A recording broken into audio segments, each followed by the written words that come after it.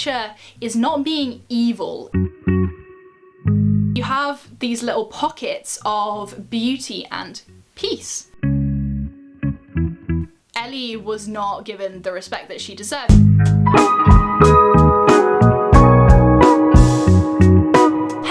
Welcome to the Green Stocking Society. My name is Shara, I'm a philosophy grad and I work in sustainable fashion, and on this channel we like to sprinkle a bit of philosophy on current events, things that are trending, usually around topics like sustainability and feminism, but today I thought we'd dive into a show that has massively blown up recently, and that is The Last of Us, of course. Everyone's been talking about this show lately. It's based on a video game in which basically there's an apocalyptic, there's an apocalyptic world caused by a fungus called cordyceps, which started infecting humans back in 2003. So the world has basically been mostly abandoned, and the remaining humans who have not yet been infected are living in these quarantine zones. We're going to talk about three key themes. These are things that really stood out to me and that I really started thinking about when I was watching the show. So first of all, we're going to talk about the difference between surviving and living. That big old chestnut of, what's the meaning of life? The second thing we're going to talk about is beauty and love in the context of an apocalypse, how those two can even exist side by side. And the third topic we're going to look at is utilitarian ethics versus deontological ethics, which are basically just some big words to discuss the quite familiar question of, do the ends justify the means? Let's get into it. One of the really big themes in Last of Us is the idea of surviving versus the concept of living, and what it means to actually live a fulfilling life that's worth living and has some kind of meaning. In order to survive, the characters have to do some really gruesome, horrendous, traumatic stuff, and the reward that they get for that is basically just to continue living so that they can continue doing more horrendous things just to continue surviving. So we can ask the question of, if it is the case that you're just fighting constantly to survive and you're not really actually doing anything with the life that you're fighting to continue to have, then is that a life worth living? So what is the point for Joel and the central characters? What is it that keeps them fighting and striving and continuing to want to survive, and what cost are we willing to pay for our survival? So in The Last of Us, survival seems to come at the total cost of your humanity, your inner peace, your moral compass. Well, Joel says it himself. He says, no matter what, you keep finding something to fight for. And we see this in some of the relationships between the characters. It feels like the only time that people go beyond purely surviving and exhibit any kind of a life that is more about living or thriving or any sense of meaning or fulfillment, the only time that seems to happen is when characters kind of find each other. And it's only in these relationships that we really see any kind of compassion or love being expressed, rather than just heartless, violent rage, which is kind of most of the show. A really notable example of this is obviously Bill and Frank in episode 3. Bill and Frank are the couple that we meet in episode 3 who are together for about 20 years after the outbreak, thanks to the fact that Bill was a doomsday prepper, so he had all the resources to be able to live self-sufficiently in his little bubble within the apocalypse. So they actually, thanks to Bill's preparation, we actually see them having an actual chance at a life that is more fulfilling and has some kind of meaning in it, rather than just trying to stay alive. And the apocalypse actually kind of creates a new sort of freedom for them, because in Massachusetts, gay marriage wouldn't have been legalized until 2004. So in a sense, this sort of breaking down of society actually meant that they got to express themselves as gay men. There's definitely some oppressive structures in society that are sort of completely broken down by the apocalypse. Lucy Ford, writing for GQ on this, said that Bill and Frank offer a lens into an often underexplored aspect of living through an apocalypse: the living part. From falling in love, building a life of meaning and purpose, and ultimately dying together by suicide in their old age, the episode showed the beauty that can exist even during the end of days. And since they couldn't go on partaking in the things that society offered for them outside of their home before the outbreak, Bill and Frank kind of have to really consider their environment a little bit more and start paying a lot more attention to the details. They have to learn to enjoy the more mundane things in their life, such as tending to their garden. Frank actually says at one point, "Pay paying attention to things, it's how we show love. But obviously if there's someone or something in your life to care about in a situation like this, then that completely raises the stakes of the game. You're no longer just trying to survive for yourself, but you're also trying to survive for someone else. Bill says to Frank in one of the most heartwarming moments of the episode, he says, "I was never scared before I met you." We've probably all heard the phrase, it's better to have loved and lost than not loved at all. And I think that's definitely true in this case for Bill and Frank, even though the ending was completely heart-shattering and none of us will ever recover. So we could say that they are proof that opening yourself up to love is important and it's worth it, and it's something that gives life meaning, even if there is potential for great pain further down the road. Oh, isn't that sweet? Let's talk a little bit about what some of the great philosophers would say about what it means to live a good life and how we can apply that. So Plato said the famous line, "An unexamined life is not one that's worth living." So he really advocated for this idea of having a philosophical mindset towards your life, and especially thinking about what you can do to support your community and how you can overcome some of the passions that are not helping you to be a productive member of society. Okay, but obviously this implies there being some kind of structured society to turn to and to live within, which obviously, as the world is falling apart behind you, is not really something that exists.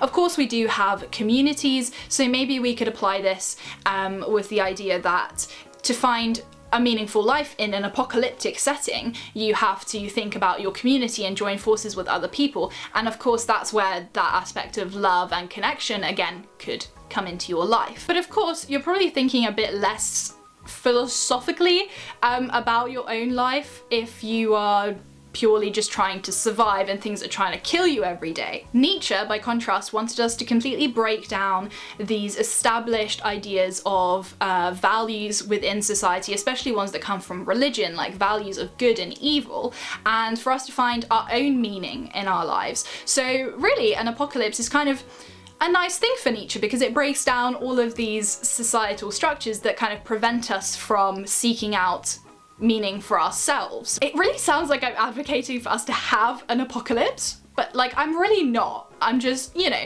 it's nice to see the bright side sometimes. Maybe if we have our own apocalypse, I can actually look back on this video and it will bring us all some comfort, you know, all the freedom that we now have.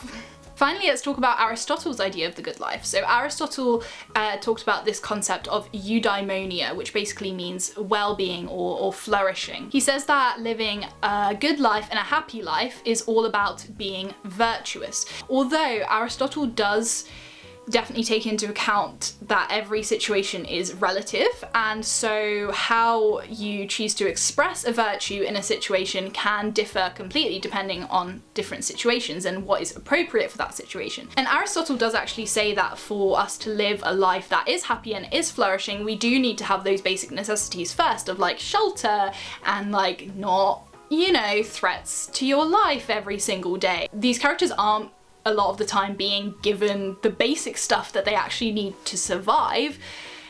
They can't really reach any kind of level of eudaimonia until they get that kind of basic security. We could argue that Bill and Frank actually only had the opportunity to thrive and have such a happy life because they actually had the basics down. But what do you think? Let me know your thoughts in the comments. So on to part 2, which is all about beauty. I think anyone who has watched this show will agree that some of the imagery is absolutely gorgeous. The rubbles of the buildings and all these man-made urban spaces being totally reclaimed by nature.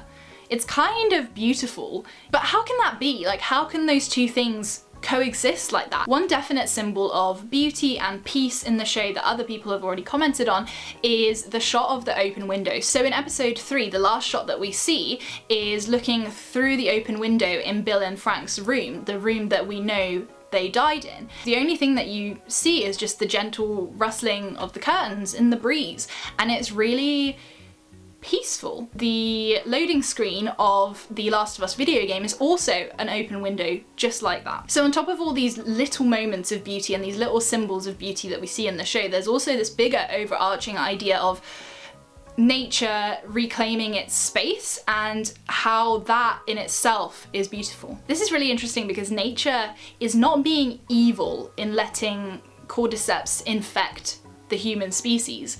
Like, cordyceps is just a part of nature. It's just doing what things do naturally. The fact that it is so kind of beyond us and so out of our control also kind of adds to the beauty of it, because we're so in awe of it, of the fact that we simply can't control it. It kind of demands this sort of respect. Like, nature's kind of saying to us, like, you can do whatever you want and you can try and restrain me however you want, but like, at the end of the day, I'm gonna do me, you know?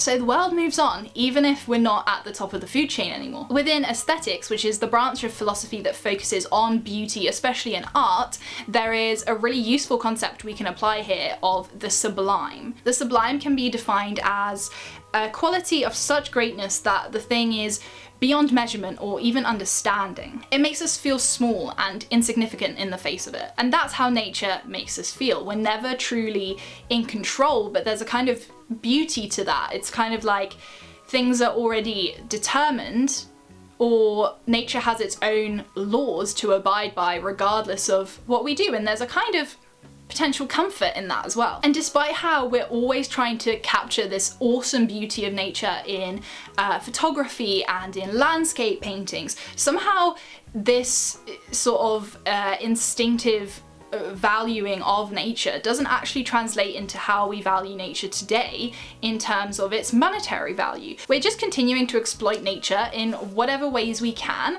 but it's possible that at some point nature's just gonna hit back with like, well, it was all for nothing, guys, because this fungus is gonna infect you all and you're all gonna die, so like, peace out.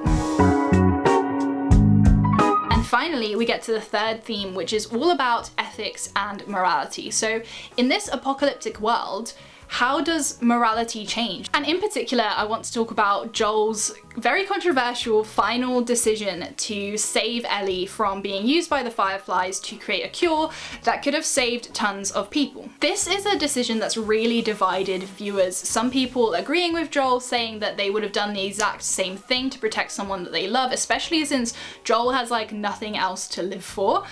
Some people are saying that it was irresponsible of Joel and that he should have been thinking about the bigger picture. Some people are also saying that Ellie was not given the respect that she deserved. She should have been asked if she wanted to willingly give herself up for that cure, if she wanted to sacrifice herself. Other people are saying that the fact that he's kind of right and kind of wrong is the point of it and kind of the beauty of it. It's that it's completely like morally ambiguous. That's the point of that whole plot line, which I think is a pretty fair analysis. Stephen Gimbel, who is a professor of philosophy at Gettysburg College, has been quoted in quite a few articles saying that most people would have done exactly what Joel did, but he says that the decision was ultimately wrong because of the number of lives that Joel could have saved, and he was being selfish. He said it would hurt, but sometimes the right thing is hard to do. The ending plays into a debate between two big schools of philosophy, which is utilitarianism and consequentialism and deontological ethics. Basically, this is a debate between whether it's more important to create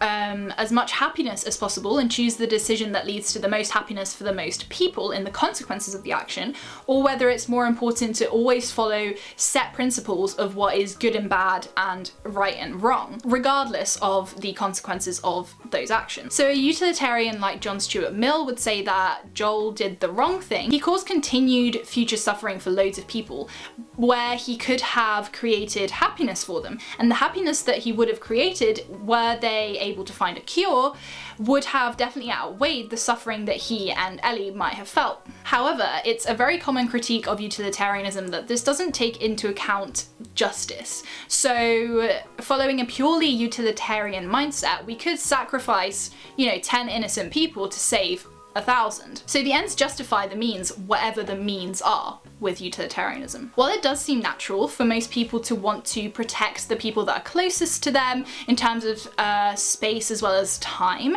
this doesn't actually take away from the value that people have when they are further removed from us in terms of space or time. So the people that are halfway around the world from us who we will never meet, their lives have the same value as our lives. And the people that are far into the future who we will never meet, the future generations, the value of their lives is exactly the same as the value of the lives of the people closest to us. So once again, we see the themes in The Last of Us being really applicable to kind of today's context as well. We don't have to live in an apocalypse to think philosophically, basically. And now that we're all stuffed to the brim with deep philosophical questions that can keep haunting us for days, I think I'm gonna leave that video there. I hope that you learned something interesting, and I hope that these are conversations that you can pick up with friends and family. If you enjoyed it, please do give it a thumbs up and make sure to subscribe to show me that you would like to see more content like this, where I apply a bit of philosophy to stuff that's trending or currently in the news. If there's anything particular that you want me to review, please leave it in the comments,